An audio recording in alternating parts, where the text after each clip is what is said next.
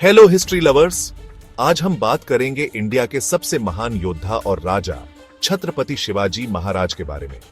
19 फरवरी 1630 को शिवनेरी किले में पुणे जिले में जन्मे शिवाजी महाराज शुरू से ही महान बनने वाले थे।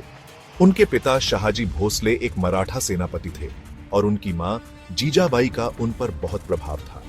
अपनी मां और दादा कोंडदेव द्वारा पाले गए छोटे शिवाजी को एक कुशल सैनिक और एक योग्य प्रशासक दोनों बनने के लिए तैयार किया गया था। और गुरु रामदास से मिले आध्यात्मिक मार्गदर्शन को कैसे भूल सकते हैं, जिसने उनमें अपनी मातृभूमि के लिए गहरा गर्व पैदा किया। शिवाजी की शुरुआती शिक्षा कोई साधारण बात नहीं थी। उन्होंने घर पर ही इतिहास, रणनीति और शस्त्र विद्या सीखी। उनकी मां जीजाबाई ने उन्हें धार्मिकता और देशभक्ति का पाठ भी पढ़ाया। जब तक वह युवा हुए तब तक उन्होंने एक दुर्जय योद्धा के रूप में अपनी पहचान बना ली थी। अब मराठा साम्राज्य की स्थापना के बारे में बात करते हैं। शिवाजी कोई साधारण योद्धा नहीं थे, वह एक दूरदर्शी थे।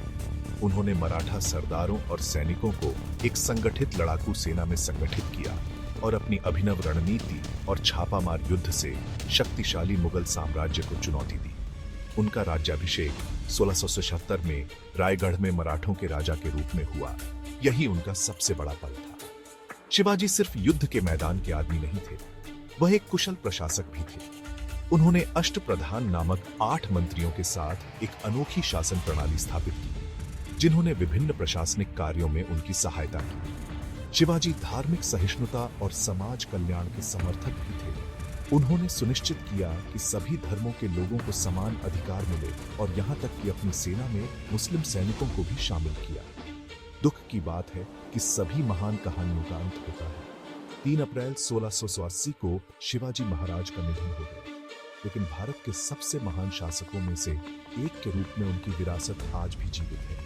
उनकी कहानी केवल लड़ाइयों और विजयों के बारे में नहीं है, कि नेतृत्व, दूरदर्शिता और एक ऐसे व्यक्ति की अदम्य भावना के बारे में है जिसने बड़े सपने देखने की हिम्मत की। तो यह है छत्रपति शिवाजी महाराज की अविश्वसनीय कहानी।